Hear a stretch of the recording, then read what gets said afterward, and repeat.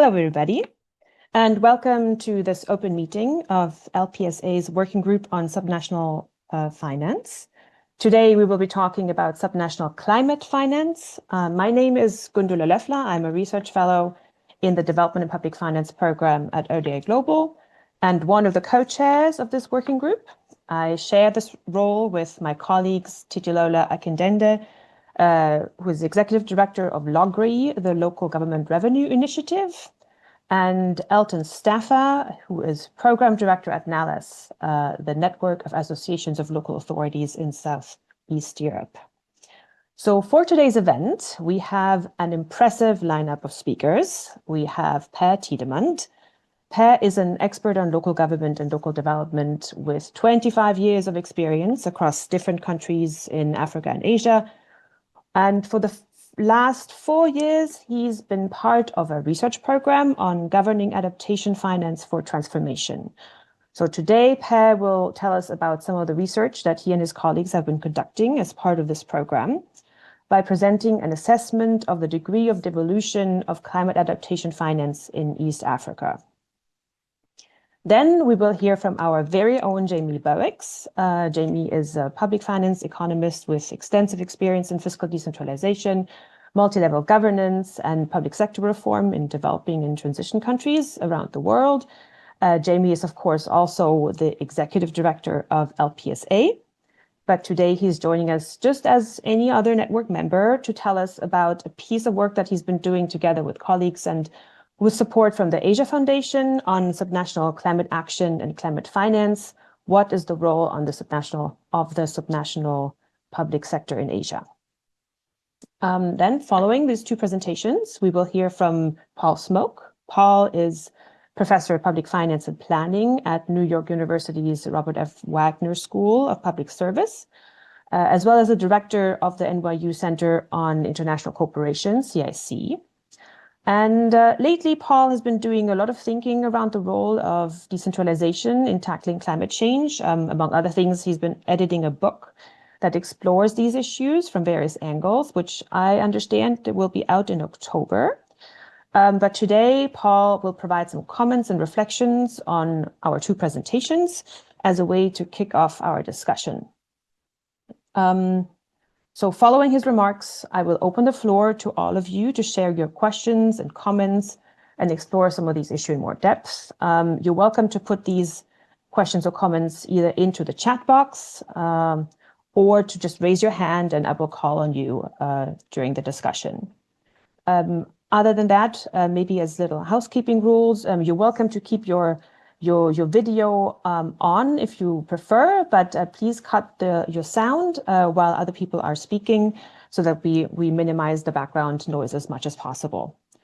Okay, so this is what we have in store for you today. And so without further ado, I will hand over to Per, who will present his research on the degree of devolution of climate adaptation finance in East Africa. Per, the floor is yours. Thank you very much, Gundula. I have some slides. Can I share them or how do we go about it? Please, there is a button at the center in green. It says share. You press it and go from there. Good.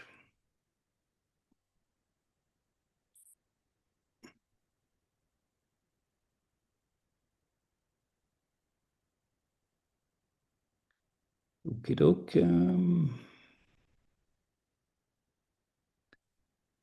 Yeah, can you see that? Perfect. Okay, good. So yeah, I will talk about one basic question, and that is how much of the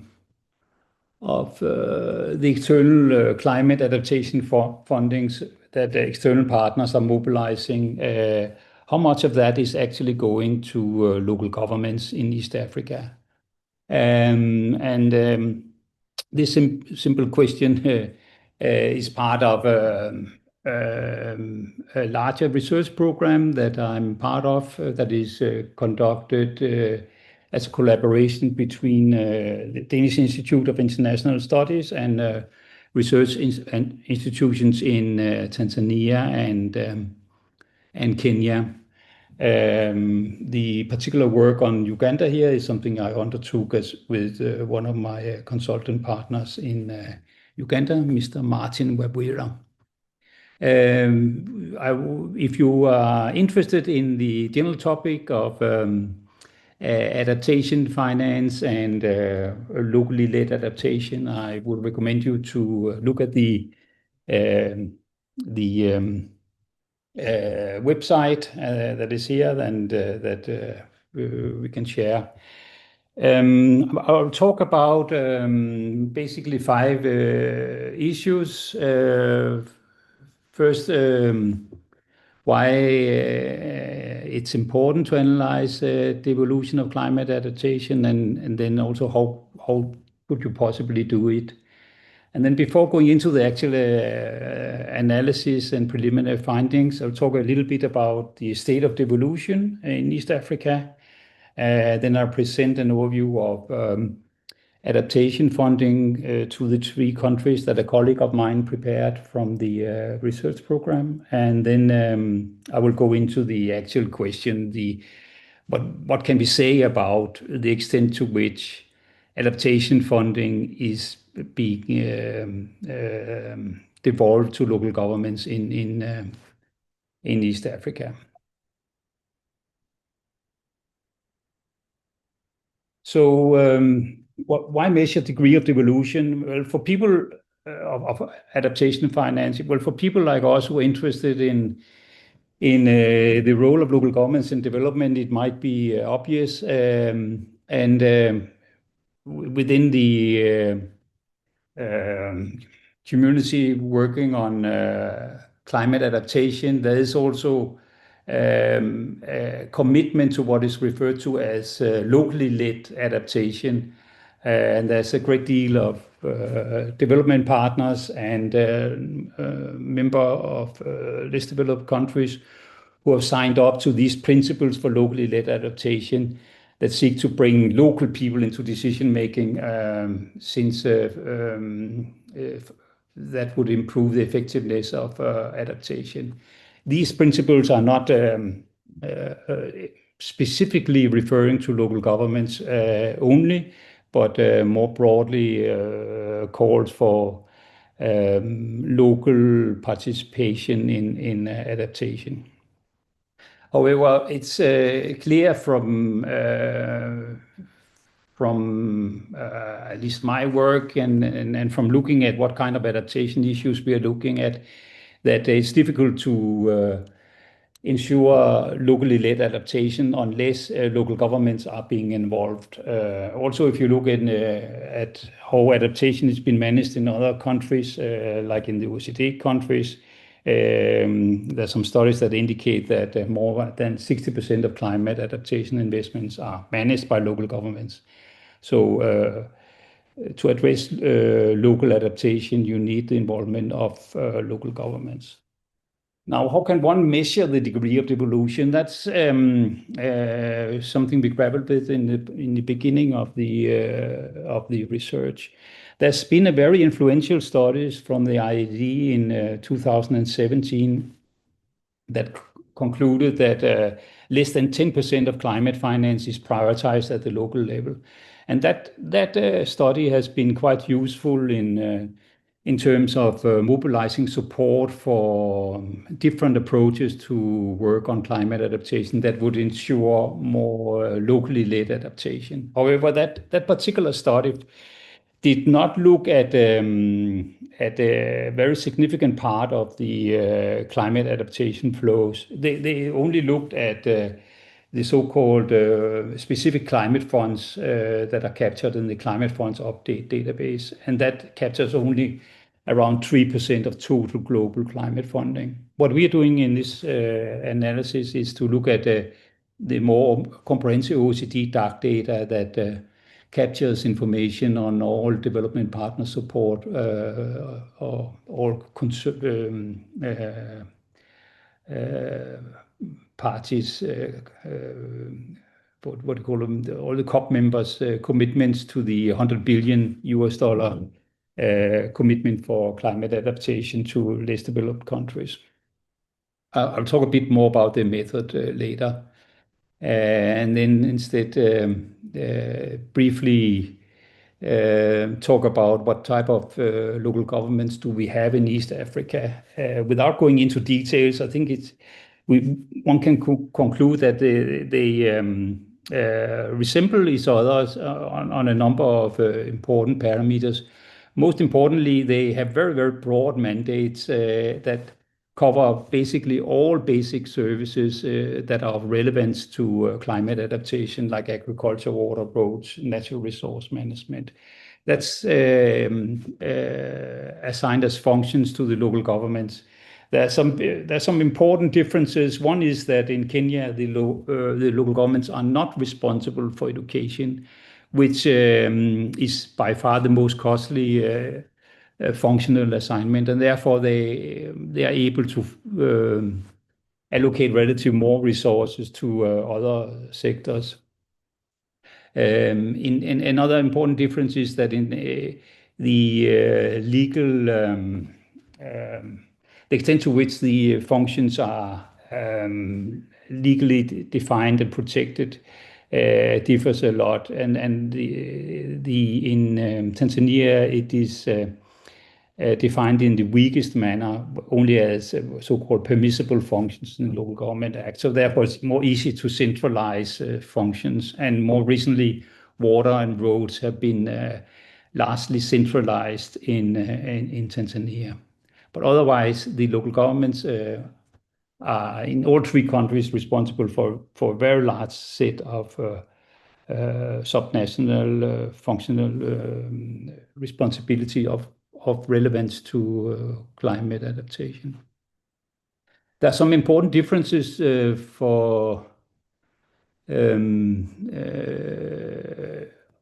the way that they've been financed.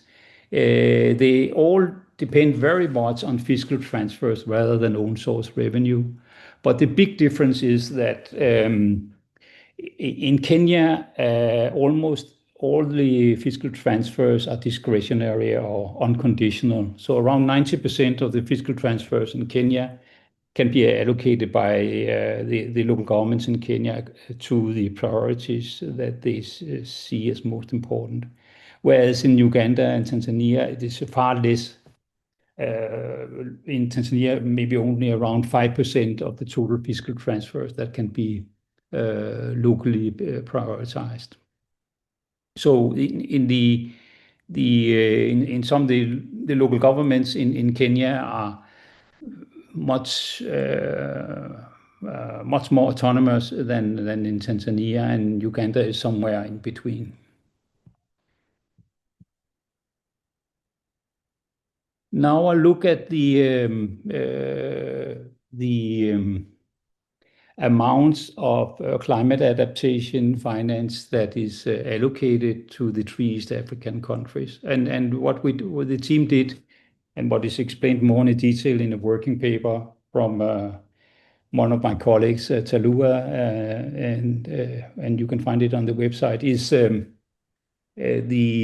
analysis of how much of climate adaptation funding is going to the three countries. And Kenya receiving far more, both in total and as per capita compared to the other two countries. So you can see the per capita annual allocation of climate adaptation funding in Uganda is around $4.50, and in Kenya around $8. And the annual total allocation is between 200 and almost $450 million per year. So that's the amount of adaptation funding we're talking about. Now, we were trying to look at the extent to which the funds are actually devolved to local governments, and that turned out to be quite complicated. The easy thing to identify was how much is actually centralized, and around a quarter of all the the funds are clearly centralized, focusing on central priorities like national roads, ports, and transmission lines, and are being implemented by the respective line ministries. The rest of the projects are in one way or another locally implemented in consultation with local governments, but the extent to which local governments can exercise any form of control over these funds varies a lot.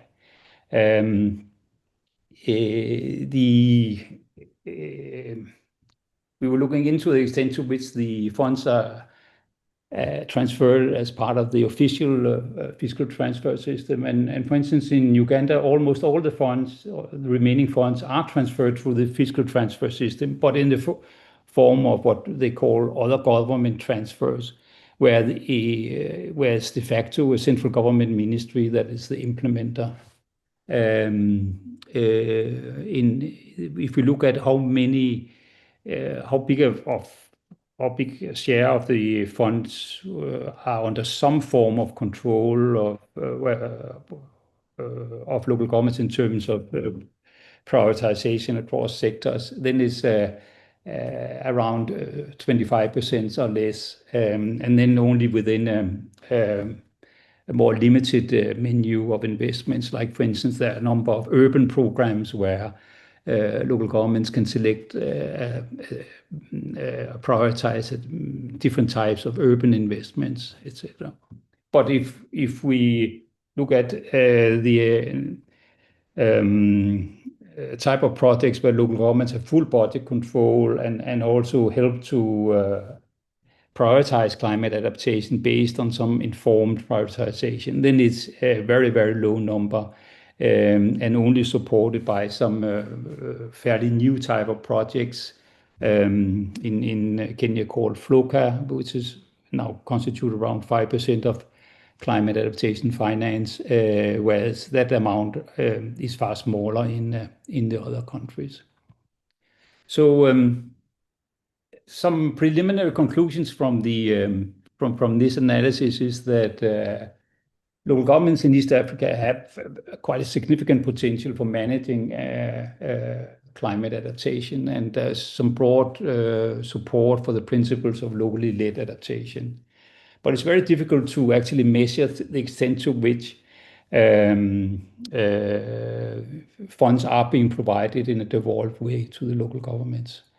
It's clear that most of these external funded projects that are tagged as climate adaptation programs, they seek to address local problems, but only a small percentage of them are actually provided in a manner that allow local governments to prioritize locally. There are some models that are emerging for development partner funding that seek to enable local governments to manage adaptation finance in a devolved manner. And it's interesting to see how that will play out, whether that will be something that is going to grow in size. There are some signs that World Bank seem to be keen on upscaling some of these initiatives.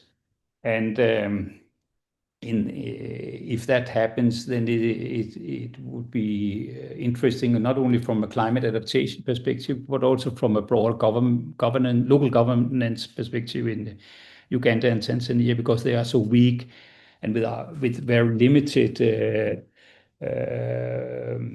local budgets, that if they were injected with this type of discretionary development funding, it would have also implications for the benefit of the local government system as such. On the other hand, it might backfire a bit in Kenya, because the original funding model in Kenya is based on these large unconditional grant, and the way that development partners are coming in with projects in support of local governments in Kenya have led to a very significant increase of conditional fund transfers. So thank you very much. I hope I didn't go beyond time.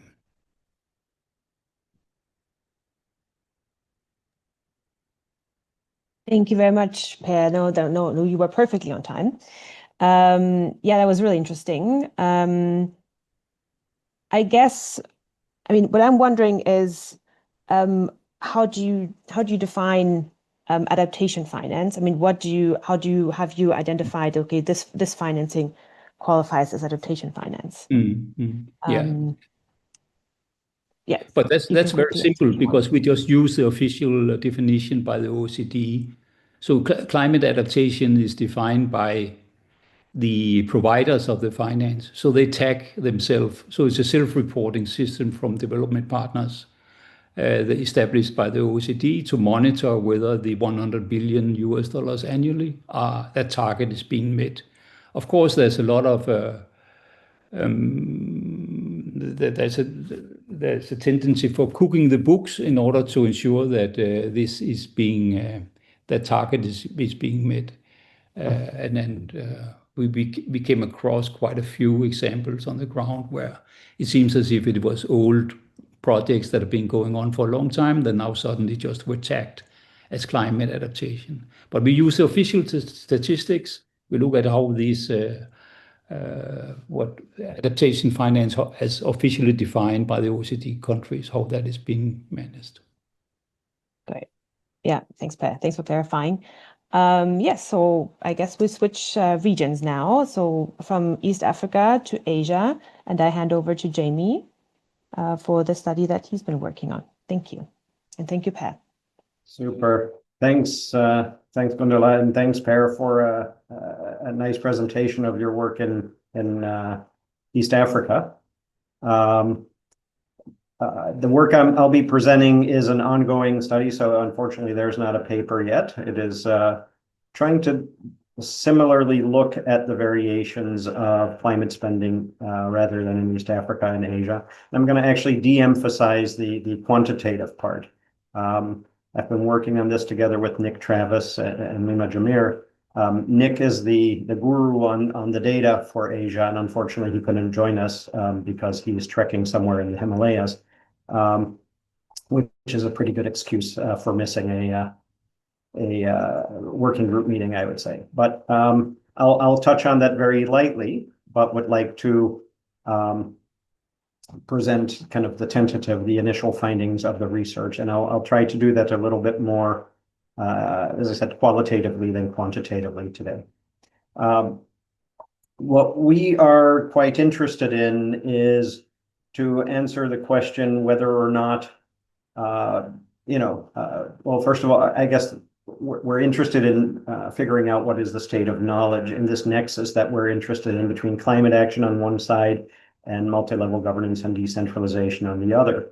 And that leads to certain questions, such as, Per already mentioned, a number that is being cited. More than 60% of climate adaptation investments are managed by local governments. That comes across my LinkedIn screen, but is that universally true around the world, or is that more true in, say, OECD countries than it is in Africa or Asia? Is it true that local climate finance is a binding constraint on local climate action, or is the opposite the case? Per mentioned in his presentation, some countries are less devolved or less empowered than others. Is it that local climate action finance isn't following because of weak local governance, for instance? And these kind of questions, does it matter whether or not we look at climate adaptation as Per just did, or if we look at climate mitigation or other aspects of climate action? So these are the kind of broad questions that we're interested in. And for today's overview, I want to touch very lightly on 4 points. One, a little bit the context and the challenges, a little bit about measurement, and I believe Paul Smoke may build on that in his remarks after I walk through these slides. Then I want to touch very, very briefly again on the quantitative aspects of our work and some of our initial takeaways. I think for scene setting, it's important to realize our entry point. That's obviously climate change is real. I think many people on this call have no problem believing that. However, if I look in my own country in the United States, I am not sure if that is as widely accepted as we would like. I won't necessarily go into the full details, but just as a for instance, fuel taxes in the United States are explicitly not sin taxes. They are explicitly benefits taxes only. And in fact, in the great state of Virginia, my fuel efficient car gets taxed more because it's fuel efficient. Just to let everyone know that not the whole world yet believes climate change is real. But if we do believe climate change is real and we want to do something about it, we're not doing anyone a favor if we're not targeting public sector resources at climate change interventions with the highest impact, right? And that is obviously a concern. And in that light, we need to, I guess, revisit or think more deeply about the general claims that are being made about the importance of local government in climate action. And we have to consider whether or not they're universally true. Per mentioned the amount of 100 billion. That was a climate spending goal set, I believe, in 2009. If you look at the updated literature, the amount of climate spending that we should be aiming for annually right now is 6 trillion. That is the ask for climate mitigation and adaptation. That's the latest number that I could find. There's also been over time a large shift in the composition of climate spending away from mitigation, where the initial focus lies, to mostly climate adaptation. And as Per already highlighted very well in the case of Africa, and the same is the case in Asia, is that the functional role of local governments varies considerably between countries and global regions, and that's obviously going to have an impact on the relevance of local governments and the role. So their functional authority and their empowerment, for instance, through conditional or unconditional grants, it's going to mean that that local governments in different countries are going to be playing different roles when it comes to climate mitigation, adaptation, and other spending. When we talk about climate action and how it's measured, it's obviously important, and Gundola's question already alluded to it. What do we mean by it, and how is it measured? And just for definition's sake, I want to point out that climate mitigation refers to strategies, interventions, and actions that aim to reduce or prevent greenhouse gas emissions. Climate adaptation focuses on processes of adjusting to the effects of climate change and reducing the economic damage or loss. So the goal of climate adaptation is to either reduce potential damage or to take advantage of opportunities that may arise from climate change. And then there are a whole host of other climate actions outside of mitigation and adaptation, which have to do with circular economy, sustaining environmental resources, the fight against pollution, and so forth, that are all part of broadly climate action, but are not specific to climate mitigation or adaptation. So if we're interested in climate action, I think we need to become focused on what we're really concerned about. And of course, if we are results oriented, if we want the public sector to achieve certain things, we need to tie our spending and our interventions to the specific results that we want to see. For instance, if climate mitigation's intervention should be leading to a reduction in greenhouse gas emissions, and hopefully we should be able to answer a simple question like, how much greenhouse gas emission reduction has been achieved by spending X million or billion on climate mitigation? Likewise, the result from climate adaptation investments should be the reduction in economic loss or the loss of life resulting from events related to climate change. I'm not going into the specific metric, but there is a detailed way to compute the reduction in economic loss from climate change that should be computed. So in theory, as good public sector economists or governance specialists, we should be able to say, by spending $100 million, we're reducing the economic loss by $50 million or by $200 million. Likewise, to the degree that other climate or environmental goals are being pursued, we should be able to have metrics to say whether or not we are actually achieving the ambitions that we have. Now, how does that fit within the broader picture?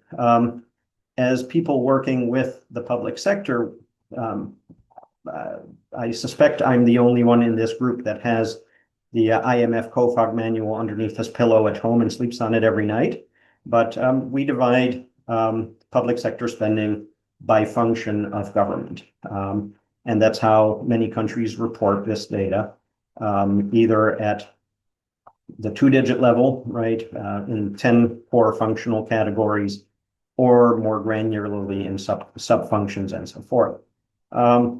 Just as an example, in the European Union, environmental protection is one of the categories, and unfortunately, it is the lowest spending category within EU spending proper, at 142 billion euros. Environmental protection, of course, is a category within the COFOG classification system, but that doesn't mean that all climate spending is necessarily within that category. If you look at the COFOG breakdown more granularly, you realize that some of the spending on economic affairs is actually related to either climate adaptation or mitigation. For instance, if you build a road or you put a bus on the roads to try to reduce car use, those obviously would have impacts with regard to either mitigation or adaptation. Or if you spend on housing and community amenities, whether through planning more dense communities that are less reliant on cars, or water supply or street lighting, these all have important climate adaptation and mitigation impacts. So it is important to figure out, how do we measure spending on climate change? Do we only look at environmental protection, which is our COFOG category, or do we break down further? At a very high level, there are basically 3 global approaches to this in order to try to get to some comparative metric of climate spending globally. I'm going to kind of unkindly label the first one the IMF approach, which is just a focus on environmental protection spending as defined by COFOG. You could follow the, perhaps again, somewhat unkindly labeled OECD approach. And the OECD at this stage takes 13 COFOG subcategories, weighs them, and comes up with a metric of how total environmental climate change spending per country within OECD based on a measure of COFOG subcategories. And then thirdly, countries could do a line item review of their climate related spending and assign climate coefficients to projects. That is generally how climate spending is being identified in the European Union. This means that projects are tagged with a 0%, 40%, or 100% climate coefficient. And that's how these countries determine how much climate spending is going on. I think it's important to note, and I'll come back to that at the very end, that none of these approaches actually measure the impact that the investments have on climate results. So that's just a statement of this is how much is spent without actually concluding how much the climate is being benefited. And it kind of goes to the remark that Per made. This is by and large self-reported climate spending. Very briefly, if we look at Asia, and I really liked the way Per went into greater detail, I'll stay at a very high level. If we look at the broad functions of economic affairs, environmental protection, and community and housing, if we look at spending within a number of countries within Asia, we see that there's considerable variation in the roles of central, state, and local governments. In Korea and Japan, there's quite a considerable level of subnational involvement in spending for those quote unquote climate functions. In other countries, particularly in India, the role of the local government is quite limited. And if we would do a deeper dive into each of these countries, we would also find, as Per found in East Africa, considerable variation in the functional roles and the fiscal autonomy of local governments and the governance institutions thereabout. So we see a lot of variation. Even if we break down further the proportion of spending by function that we believe to have an impact, we see that local governments have some role in economic affairs, but not much in housing and community affairs. It tends to be a much larger share of functional spending that takes place at the local level. But again, varies considerably from country to country. And so it's very hard to make broad sweeping statements about the role of different local governments as to climate action and different parts of climate action. Some very initial findings, kind of takeaways from this very broad overview, is that subnational governments play an important role in different aspects of climate action in different countries, right? As an overall takeaway. So in that sense, it's correct that we are paying attention to this topic. But we also need to, I think, be realistic that climate needs are nearly limitless and government resources are scarce. Of course, for economists, that will no doubt resemble something from Economics 101. But it is very important to place the global climate debate in the context of the scarcity of resources and how public sectors allocate resources. I think the third takeaway is that the state of measurement, knowledge, and policy practice with respect to both national and subnational climate action is weak. And that is something that is important to realize. There's a lot of enthusiasm about climate spending, but if we actually drill down, the degree of accuracy with which we measure things, and this is not just in any one country, but really across the spectrum, virtually all OECD countries to lesser developed economies, we're definitely not there yet when it comes to measuring climate impact and climate action. A fourth key takeaway is that central governments tend to retain many of the critical levers of climate policy. There's, I think, work in Africa also shows that while we may involve local governments, a lot of the controls actually remain with the center. And this may be more true even in mitigation than in adaptation and other areas.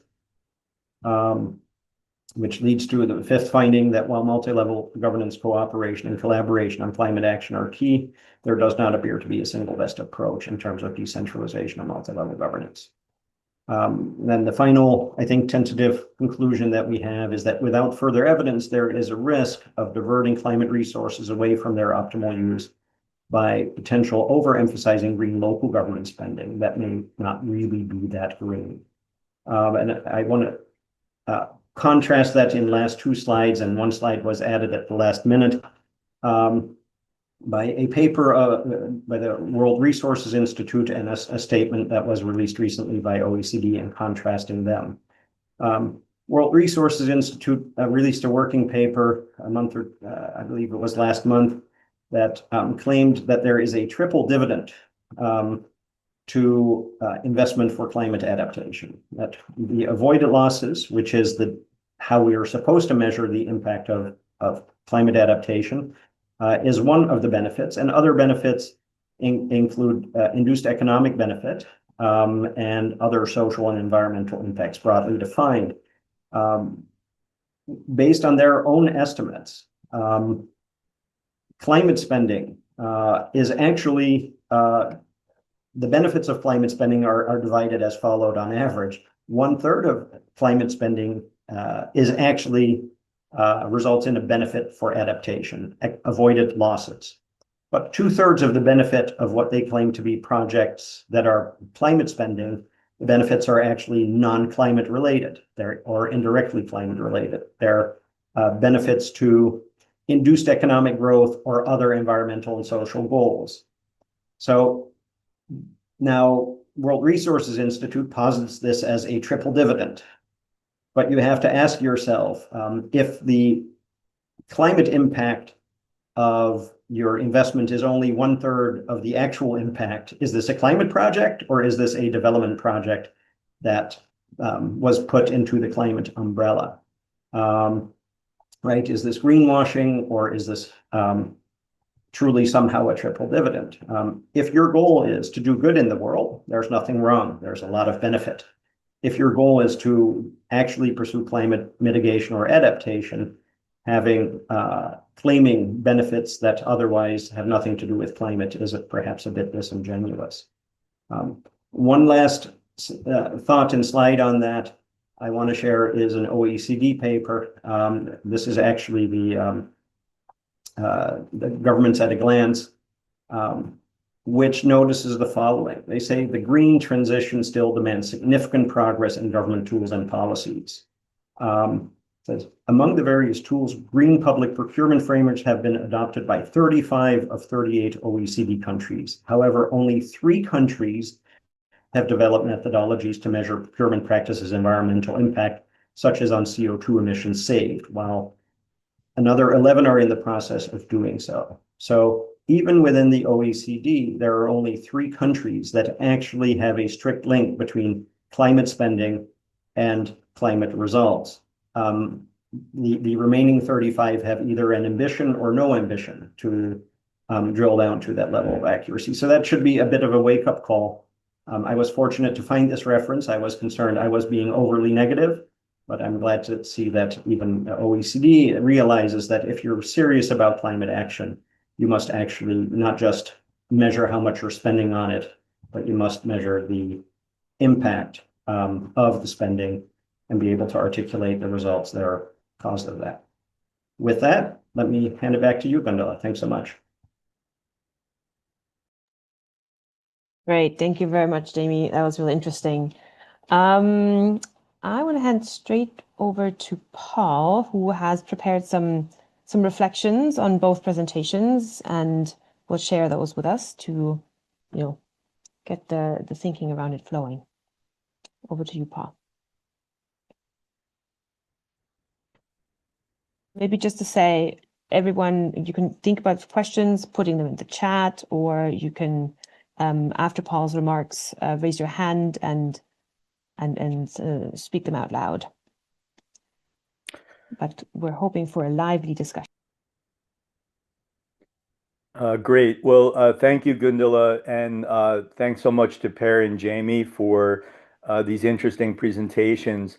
I did pull some slides together, but since I'm a discussant and my slides are dense, I'm going to give them later to Gundula to share with people who are interested, and just raise a few points if that's okay with people.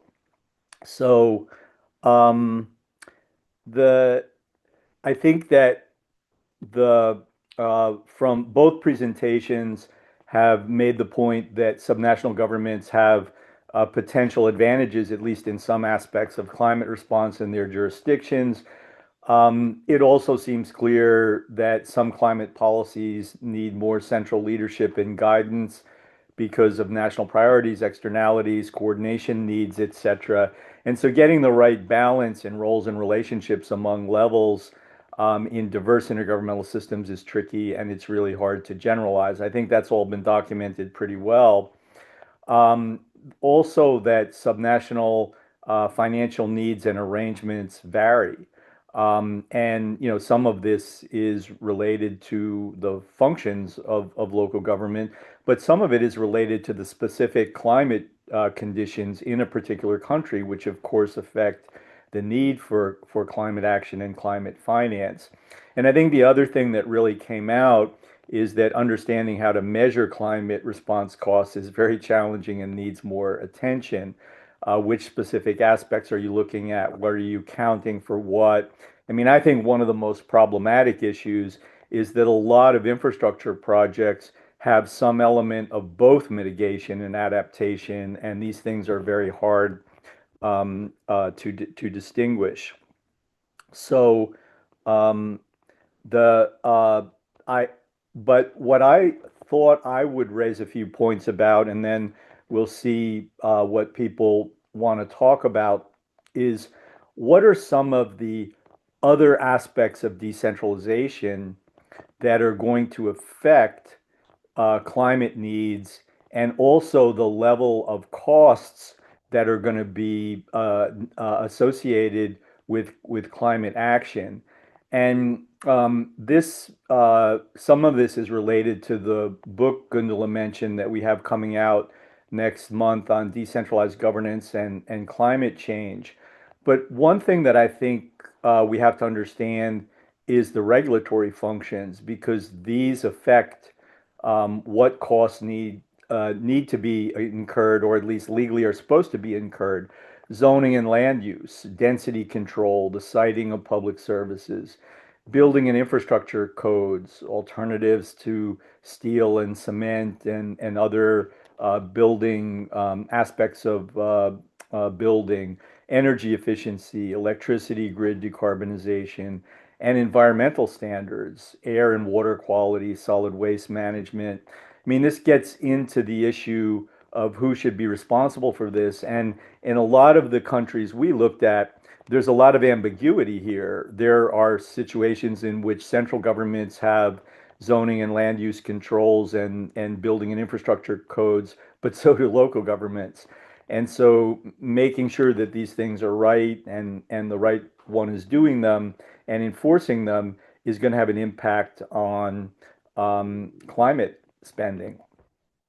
The other thing I think we don't want to forget is that there's a series of operational functions that link to this. There's development planning. There are some development plan guidelines prioritize density, low carbon options and alternatives, meeting regulatory standards, connecting planning priorities to climate risk and vulnerability. There's the issues of budgeting and financial management. I think one of the big problems we're all aware of is that even if infrastructure is financed in the development budget, there may not be provisions for operation and maintenance made in the recurrent budget. And these are costs that have to be incurred for the infrastructure to have its impact and to be sustainable. There are things in procurement procedures that are going to affect the costs. The kinds of investment and operational decisions that might be required for bids with fewer greenhouse gas emissions, supporting local resilience, whatever. And again, these things are like finance, embedded in different and complex intergovernmental systems that affect how these things are used, but they're very clearly important for climate for spending associated with climate change response. A third thing, and I think both Per and Jamie raised this, Jamie in a little more detail, is the information that is needed to make the decisions about spending. You have emissions inventories and environmental impact. What are the actions? What kind of benchmark is there for assessment? And this data is needed to determine what you need to spend and what you need to spend it on. There are various kinds of vulnerability analysis which might affect the prioritizing of spending more on this or more on that, more in this part of the city or more in that part of the city. And then, as Jamie really highlighted, the outcome and institutional performance, monitoring and enforcing the relevant standards, meeting climate change and environmental objectives and so forth. And there are all kinds of issues here in terms of deficiencies in technology and capacity for collecting and managing data, making sure you have the right standards that you're measuring. And again, I think Jamie highlighted this, but there's a big need in many countries to improve data management, leadership and coordination of the actors involved in these information and analytic functions, which are so important, not only for determining what needs to be spent, but also monitoring whether it is spent. And the last thing I would say, which I think maybe didn't come up as much in the presentations, but on the finance side, where does this money come from? Most countries need a range of development finance mechanisms. We've talked a lot about transfers, but a lot of climate investment is going to come from concessional financing, and in some countries, even commercial borrowing. And what are the transfers going to look like? How do you target them to meet climate goals? Or do you assume that the local governments are going to take care of this if you give them unconditional transfers?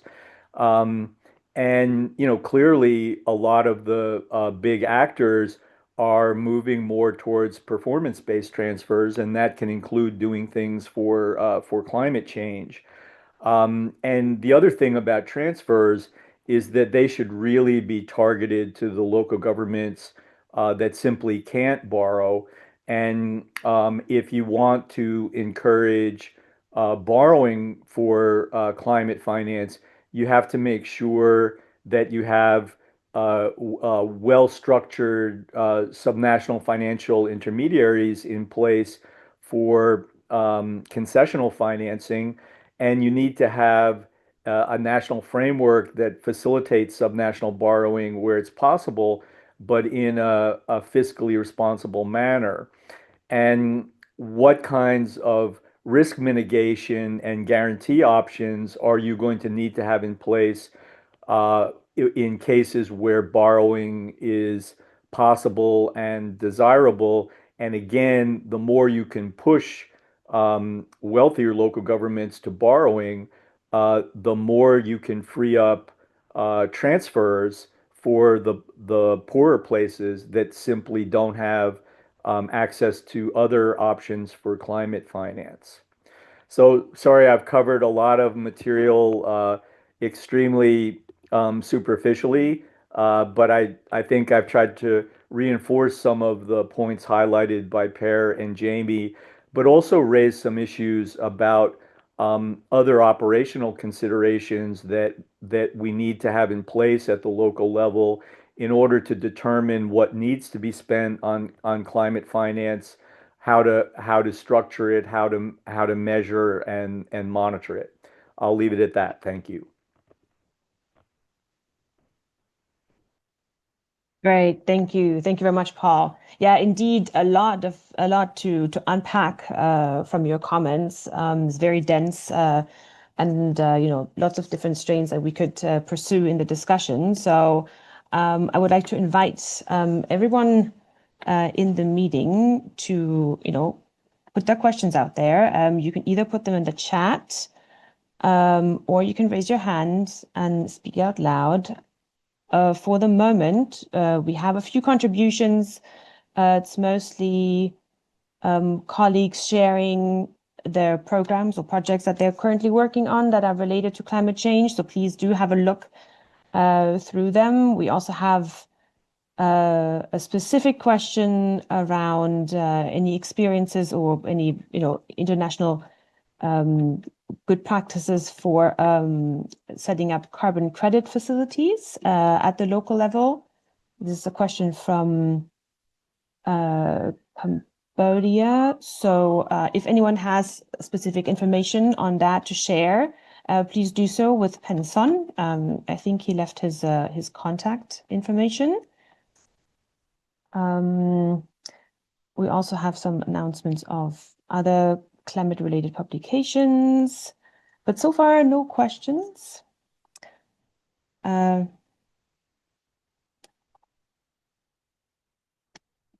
would like to contribute?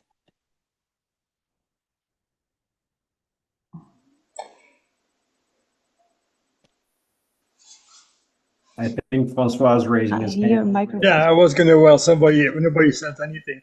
Well, actually, it's good Jamie's there because in that list of three possible triple benefit.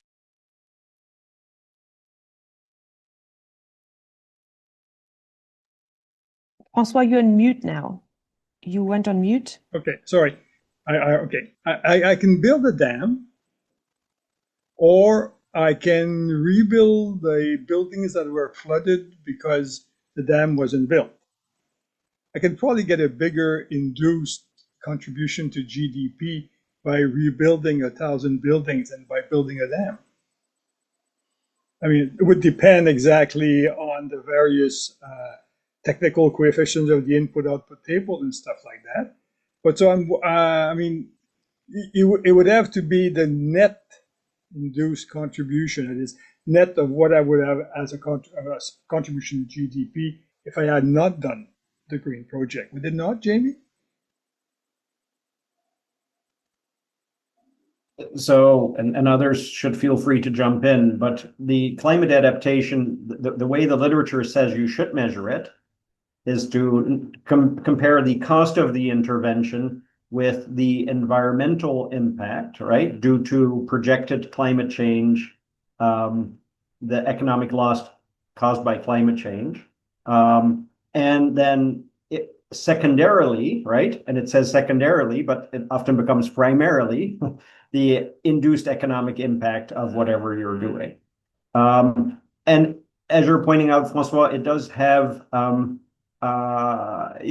it does tend to bias what you're going to do. If I simply say, if I regulate away houses in flood zones, simply by saying you probably shouldn't build there, cost me zero. But I'm saving a lot of the future lives and impact. But there is a certain push towards not doing that. And millionaires on America's Florida coast are very happy with that. Right? You just at some point decide to build adaptation strategies. So it's definitely a somewhat conflicted measure, particularly to the degree you start putting induced economic benefits into it. That's my understanding. Thank you, Jamie. Not sure if the other two speakers would like to add anything to this. If not, we have a question in the chat. What role do you think subnational financial intermediaries, for example, municipal funds or subnational development banks, could play in helping local governments access climate finance, for example, in East Africa and Asia? I don't know if Paul would like to. Yeah, I can start on that because, that's a very please go ahead, Per. fashionable. Yeah, it's a very fashionable topic, and that's also among people working with climate finance. You have this assumption you can turn the billions into trillions. Those trillions, they're supposed to come from the private sector. I just think that looking at the type of problems that, in particular, rural local governments are facing in East Africa, and looking at the type of resources they can mobilize, I don't see any scope for substantive use of financial intermediaries, except for, of course, private sector mitigation projects. But for adaptation, which largely, according to the national adaptation plans of the governments, largely is a public sector responsibility, and largely is concerned with, let's say, protection of existing public infrastructures and so forth. I don't see any significant scope for work on new smart financial solutions. I think it's better to focus on getting the basic systems working for road maintenance, bridges maintenance, for providing a very basic level of water, etc. there is there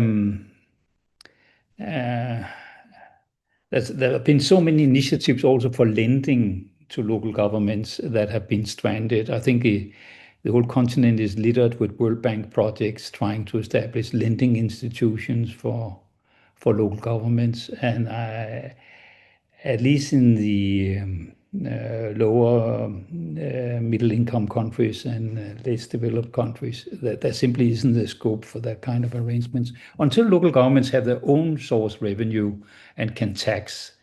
Then you can build credit-worthy local governments, but the local governments, even in wealthy areas and areas in Kenya, still rely very much on, except Nairobi, rely on the fiscal transfers.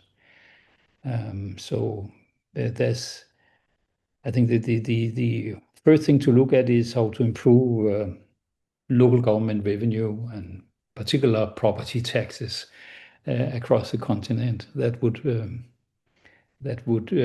form a sound basis for later lending and so on. That's my few cents of. Thank you, Per. I don't know if there's other Yeah, I mean, other I thoughts on would, that, Paul. I think, Per, the thing is that it depends on the country. These subnational financial intermediaries are quite important in some countries in Asia and in Latin America for sure, and they provide a lot of finance here, and also in some places it's not quite the same thing because it's a national development bank, but in South Africa, and I don't think that there has to necessarily be the institutions and powers in place. I think they can be part of the effort to get richer places to borrow. And there are some countries that are working on experimenting with pilots where by forcing a richer local government to borrow for a particular project, it creates an incentive for them to collect the property taxes that they should be collecting because they have to pay back the loan. And so I think there are ways to use it to start. I do agree with you that it's challenging, but a lot of the failure of subnational financial intermediaries in Africa, and there have been some, it has been the way that they're structured and managed. And so the loans don't get paid back. When I first worked in Kenya a long time ago, there was a very successful local government loans authority that borrowed, that it was a revolving fund. It lent to local governments for infrastructure. They paid it back. Um, and and so it worked for a while until it got politicized. And I think the politicization of it is why borrowing is so strictly regulated in the new constitution. So I think a lot of it gets just back down to the point that both you and Jamie were making, that it depends on the context and that you have to be strategic about what to do in a particular context. All right. Thanks so much, Paul. There's another question in the chat, a request to sort of maybe provide some examples of effective models or best practices where local governments have accessed climate finance, and what policy and institutional frameworks made this possible. Yeah, as a way to maybe give a good sort of example for newly federalized countries like Nepal. So have you come across any of these models or best practices of accessing climate finance? I suspect they mean third-party climate finance, not sort of regular transfers.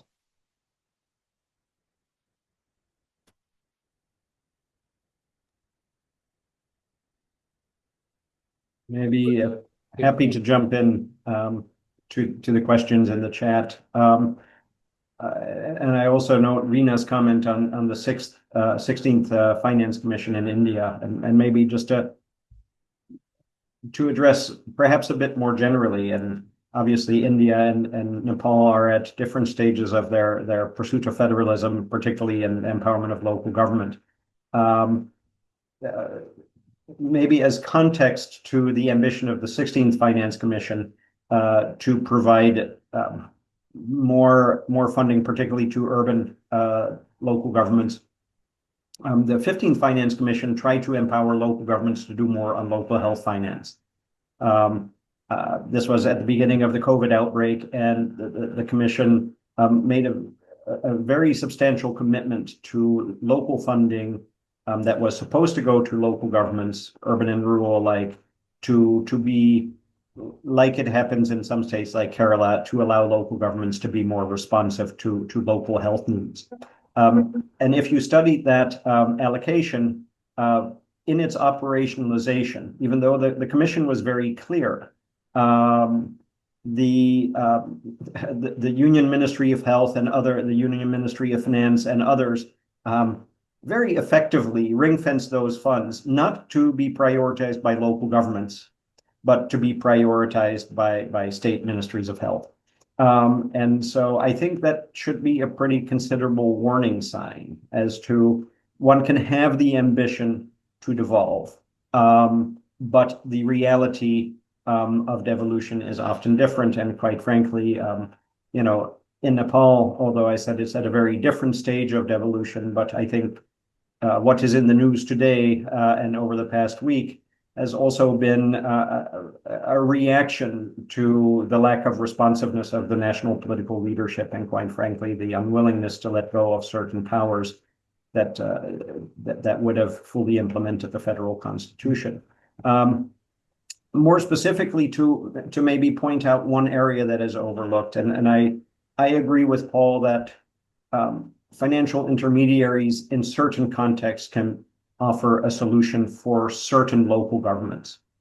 And I agree with Per that in many places, it's actually the lack of responsive local governance that preempts the need for funding or for financing, because if you can't raise revenue, you can't pay back stuff, then borrowing is irrelevant. So, but there are definitely contexts, particularly in rapidly urbanizing areas, where things like local government investment banks can I think play a role and provide a mechanism for concessionary lending of climate-related projects. So I think there's a role, but it is in most places limited. So I think both Per and Paul have very good contributions on that point. In Nepal, I know the World Bank is exploring some continuation of a local government borrowing, building on the town fund that was established, I think 30 years ago now, mostly by the ADB, but with support from others. So there are mechanisms already in place that potentially could be improved. I think with the subtext that you do need overall empowered local governments to take advantage of that.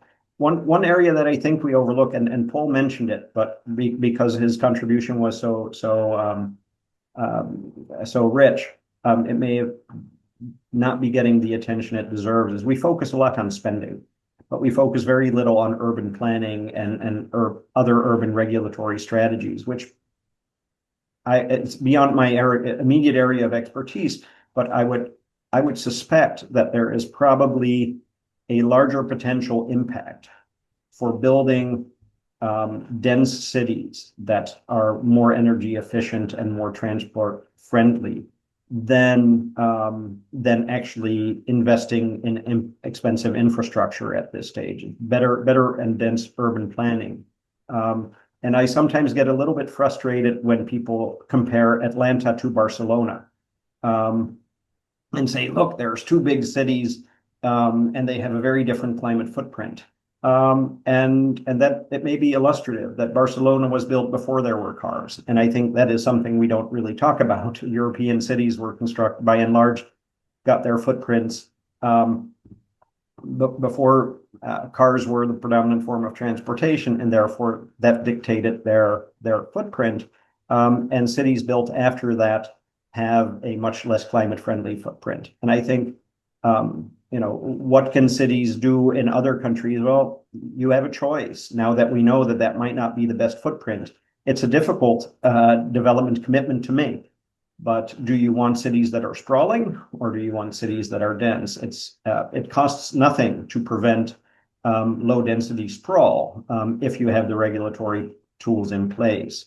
So I think we sometimes focus too much on the actual spending, and a lot more thought, in my view, needs to go into city planning and regulatory strategies. Paul also mentioned, construction materials and the like. We talk a lot less about that, and we immediately, as particularly those in the development community, oh, if there is not $1 billion loan attached to this, it's not interesting, even though you can save the planet by just regulating.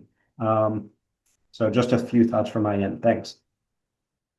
Gundula, if I could just add one thing, I would have to search for it now. I can share it with you later, but there are a few things written about these subnational financial intermediaries, and they are used effectively in more countries than people think they are. But they're used in limited ways. As Jamie said, sometimes they're only for particular places. But and in some cases, you have the state governments having these in India, for example. There's one in the Philippines. There's the development of a new one in Indonesia now. There's the famous Findeter in Colombia, and the I can share some of these things. But I think one of the things I would point out that could partly deal in some countries with the concerns Per raised is that some of these mix grants and loans.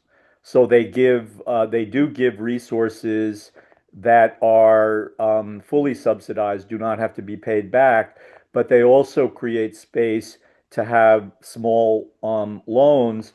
And again, the requirement of those loans requires the local governments, if they want that money, to pay back those loans. And that means they have to collect the property taxes. They have to explain to the citizens, to the business community, you want this road, we have to meet these climate change requirements. You're going to have to pay back this piece of it. And of course, the politics are going to allow that in some places, and the politics are not going to allow that in other places. So it gets back down to the importance of context specificity. But I do think that there are models out there that can be used in more places than they are being used in. Great, thank you, Paul. Yeah, great, very Maybe- interesting discussion. Yes. Can I add there's briefly someone. to Please, Mishra Per. on what to do in a newly federalized country like Nepal in terms of providing providing climate adaptation finance to local governments. I think obviously one important part of the system in Nepal is the establishment of a sound intergovernmental fiscal transfer system, and there's a lot of good practices and lessons learned from programs like also what Paul alluded to, where you have some kind of performance-based system of allocation of funding to local governments. I think some of my colleagues think they can solve all kind of problems, but at least I think they can solve some kind of problems. These intergovernmental fiscal transfer system, where you have a set of performance indicators that measure how local governments are performing, and you can reward certain behavior by local governments, for instance, how good they are at planning and undertaking climate risk and vulnerability assessments, or do undertake specific climate adaptation interventions that you would like to reward, and you can allocate funds to them through the intergovernmental fiscal transfer system, which will in a manner that will reduce transaction costs compared to a system that rely on a number of project-specific allocations and for instance requests for all the small global funds for climate adaptation. They have these very complicated procedures for how you can access the funds. that is very demanding for local governments, and it would be better if a national institution access the funds and then ensure that the adaptation finance is integrated into governmental fiscal transfers. So. Thank you, Per. Great. And we have a question, I assume, from Wangui Kambunga. Please go ahead. Yeah, that's correct. Hi, my name is Wangui. I'm a PhD student who's starting to look at subnational work, especially in climate finance. I just have a question, considering that the space is still quite nascent, especially on how subnational governments might indicate their own agency. That's what I'm studying. So how do they differently come to the table? How do they say, even in the document, even in the drawing up of the initial structures, in this is what we can offer, etc. Thank you. If I maybe in response to that question, it's a great question. And it actually relates a little bit also to the Nepal context, because I often see Kenya and Nepal following a similar trajectory. And they're similar in the extent that both in Kenya and Nepal, local governments actually have considerable fiscal autonomy, right? You have the equitable sharing in Kenya, which, as Paris slide suggested, has 90% roughly of funding comes through that, and it's untied. And in Nepal, it's a little bit less drastic, but at roughly 50% of local government funding in Nepal comes through the fiscal equalization grant or revenue sharing. So there's actually a lot of opportunity for local governments, both in the county governments of Kenya as well as the palikas of Nepal, to do a lot of things in climate and in other areas. I think one of the challenges that both systems are facing is that their local governments are not. They're not expressing their agency. And this is where I think both systems have come to a federal or semi-federal system based on conflict background. And the new systems, although in Nepal clearly not perfectly, have addressed that underlying tension. But one of the things that neither system, I think, has done well is transition to a devolved system that is responsive to constituents' demands, right? Local governments are not necessarily, either in Kenya or Nepal, really responding, taking the agency that they have to do results-based, evidence-informed policy reform, whether on climate or outside of climate. And maybe Paul wants to chime in, but one of the things, particularly in Nepal, for instance, I see is that there is a reason for that. The way local government decision-making is structured actually leads more to small schemes, political schemes, rather than, impactful, sustainable development investments, because of the way the political system in Nepal is structured. And maybe also in Kenya, the way in which the political decisions are made, and not necessarily informed by the right metrics of success. But it's sometimes when we're too enthusiastic about devolution, we say, devolution is great, we must need more devolution, but that devolution must be channeled in a way that causes decisions to be responsive to the needs of people. And one of the things I don't think talk about enough, and Paul says it in a kind way, he says, it must be context specific. If local governments aren't responsive to the needs of the constituents, then maybe devolution or unbridled devolution isn't the right response at this time. And we need to focus more on strengthening the systems that show these results.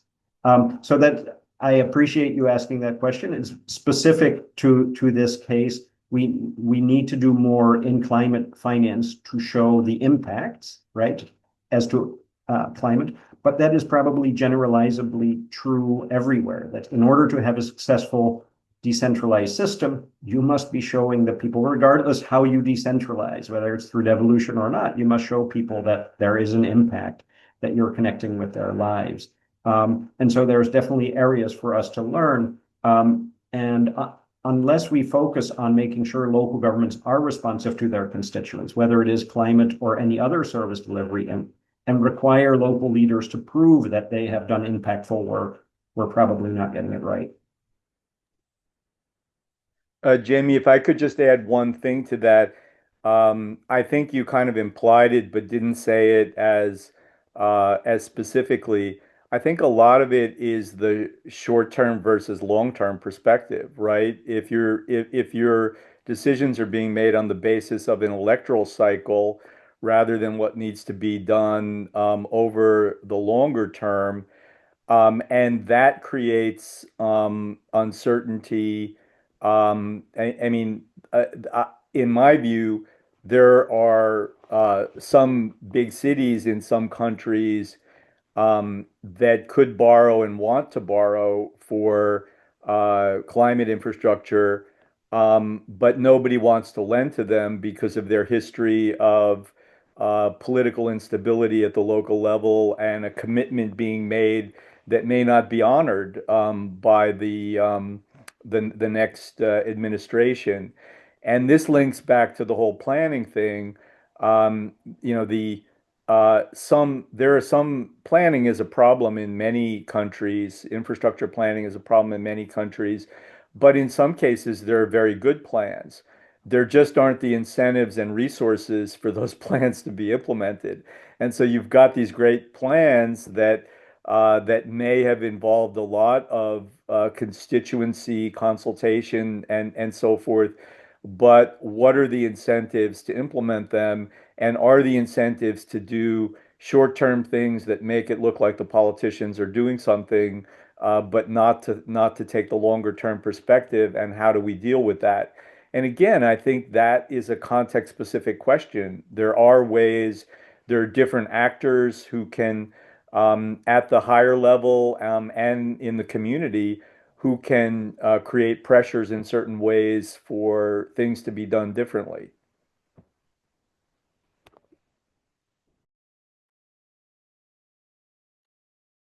Thank you, Paul. Great. Perfect. This is, I think, yeah, a very interesting, very rich discussion. Thank you very much for all your questions. Thank you to all the speakers for your contributions. Yes, I think we are having the next working group meeting of the Subnational Finance Working Group will be on November 5th. My colleague just put the link to it in the chat if you want to sign up right now. The topic is to be announced. And so we can finish perfectly on time today. Thank you again to all our speakers, to Per, to Jamie, to Paul, for sharing some of your research, of your work, of your reflections on this topic that is clearly still, there's still a lot to be done. I mean, and I think if we can take one thing away is that, I mean, we starting to understand why it is so difficult to put the finger on what subnational climate finance really is. I mean, between the need for context specificity, between the fact that it could be, climate finance can be found in any sector, and between the fact that even if it is labeled climate finance, it might not actually have impact on climate mitigation or adaptation in the real world. These are all factors that make this quite complicated to disentangle. But I think people are trying to make some headway on this, and so there's a lot more to be learned in this area, and we're looking forward to hearing more in the future. So thanks a lot to everyone. Thanks for joining, and we'll see you the very latest on November 5th.